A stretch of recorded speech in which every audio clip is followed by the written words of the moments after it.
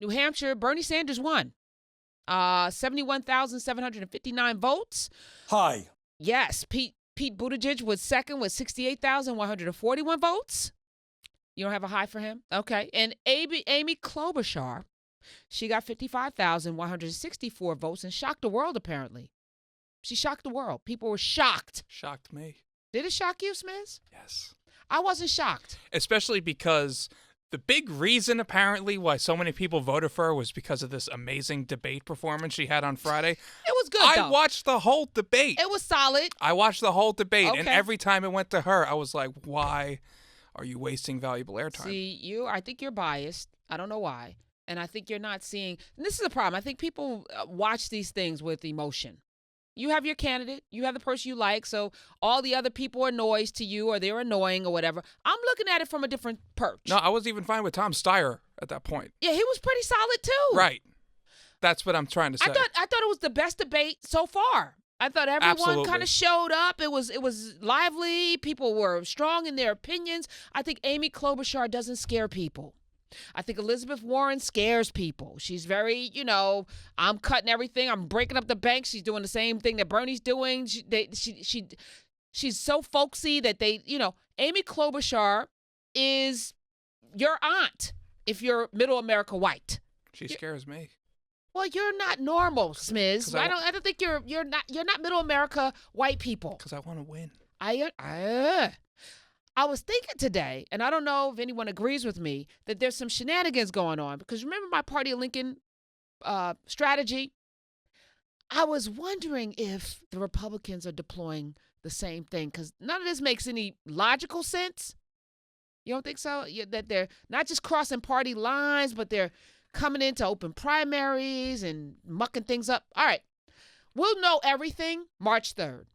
Because, once again, we're only talking about 21 delegates for Bernie Sanders, 23 for Pete Buttigieg, and 7, and I only mentioned Amy Klobuchar because nobody else got delegates last night but these 3, right?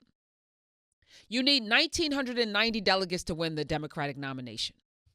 We have a long way to go. All of the people who are coming out saying that this Bernie's the front runner or Pete's the front runner or Amy's surging, it's New Hampshire. It will not be determined by Iowa and New Hampshire. We're talking about the highest delegate count so far is Pete Buttigieg with 23. He needs 1,990 to win. 866-801-8255. And also, you're definitely going to see some candidates dropping out between now and then. Michael Bennet, 1T at the end of Bennett. Not sure why he was even in the race to begin with. Didn't know he was still in the race until today when he dropped out. And Deval Patrick, who we still are baffled by why he got in to only get out. And finally, my personal favorite, Andrew Yang.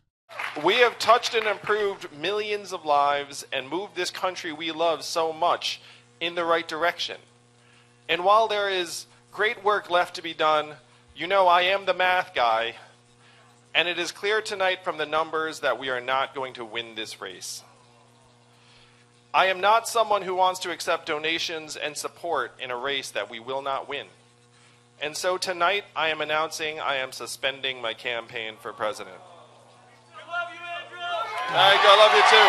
Thank you, New Hampshire. Tito, give me some tissue. I like him. He's a stand-up guy, and I hope whoever is going to be president finds a space for this man in their cabinet because he's a good guy who I think cares about the future of this country. He does know math.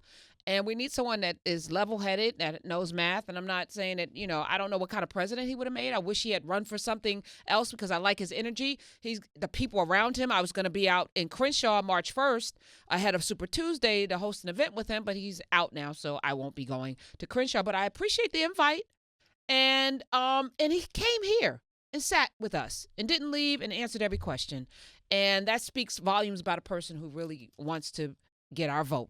So I appreciate his openness and his availability. And I'm I hope that I don't know where he's going to land or what he's going to do, but I see things for him in the future. I feel like based on the voters that he probably brought into this process, his endorsement is going to matter. I agree. Down the road. I agree. And they're rabidly, fiercely passionate, but without being rude and nasty, which is a tough tightrope, Bernie bros and sisters. I think the difference Learn is some also things. the difference is that they liked him, but they also knew that this probably wasn't going to happen. But here's what the ground game though. You're right. He brought people into the fold that I think probably had never voted before, but and they're young and they're energized. If he's good, because they're talking about 2024, he needs to start that ground game now. He needs to start going out into them streets now for 2024 if he really wants to be president. But yeah, he's going to be sorely missed. It's interesting as we look at Super Tuesday, which I am looking at, because this matters not. The largest vote delegate gainer right now is Pete Buttigieg with 23. You need 1,990 to win. So Super Tuesday, March 3rd, we're talking about Alabama, 52 delegates. Arkansas, 31 delegates. There are more delegates up for grabs in one state, Alabama, than all of the people have right now, than Amy Klobuchar, Bernie Sanders, and Pete Buttigieg combined. California is going to be huge. Super Tuesday, 415 delegates. Colorado has 67. Maine, 24. Massachusetts, 91. Minnesota, 75. This is how many states are going to be voting. You guys, this is important.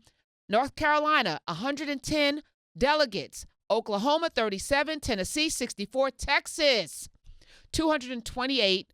Utah, 29. Vermont, 19. And Virginia, 99. Now, Democrats abroad, hey, Renee in Switzerland and others, Doyen in Taiwan, you guys will be voting.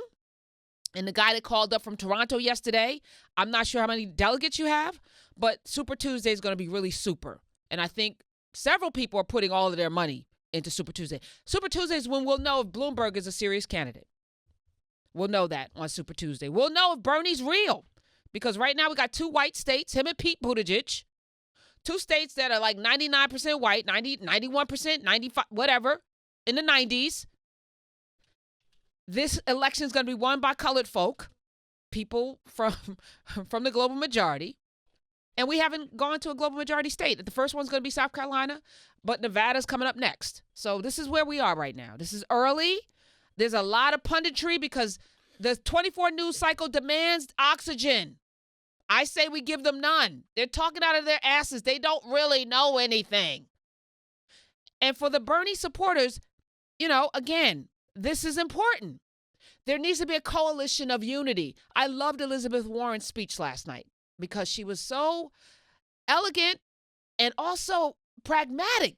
We're not going to win this fighting each other. It's silly. We also have a clip, too, of Bernie preaching unity last night. Did he? Let's hear it. What I can tell you with absolute certainty, and I know I speak for every one of the Democratic candidates, is that no matter who wins, and we certainly hope it's going to be us, we are going to unite together. We are going to unite together and defeat the most dangerous president in the modern history of this country. He said that last time, though. So who believes him? 866-801-8255. I believe Bernie Sanders believes that, but will his followers walk in lockstep if he doesn't win the nomination? And that's the question on the table for me. Will you vote for whoever the nominee is if it's not Bernie? If he looks less like a hostage, like he did last time? Yeah, it was like, really? The most dangerous person in the history of our democracy was on the table in 2016. Did you do everything then to make sure that he wasn't elected? And that's where we got. We're here. Here we are. One quick thing I did want to note is that this is the first time California is going to be participating in Super Tuesday. They used to early. Yeah, they're usually a later state. It used to be, I believe, the same day as New Jersey. Right. Back in June. Right. So all those this delegates playing a role. 400. We'll know March 3rd who is going to be the front runner. I have my thoughts. But I think it's Bernie at this point. You think Bernie's going to win California? No, I think he's the front runner at this point, but I do think he's not, actually. He's got 21 delegates. Pete Buttigieg has more delegates than he has.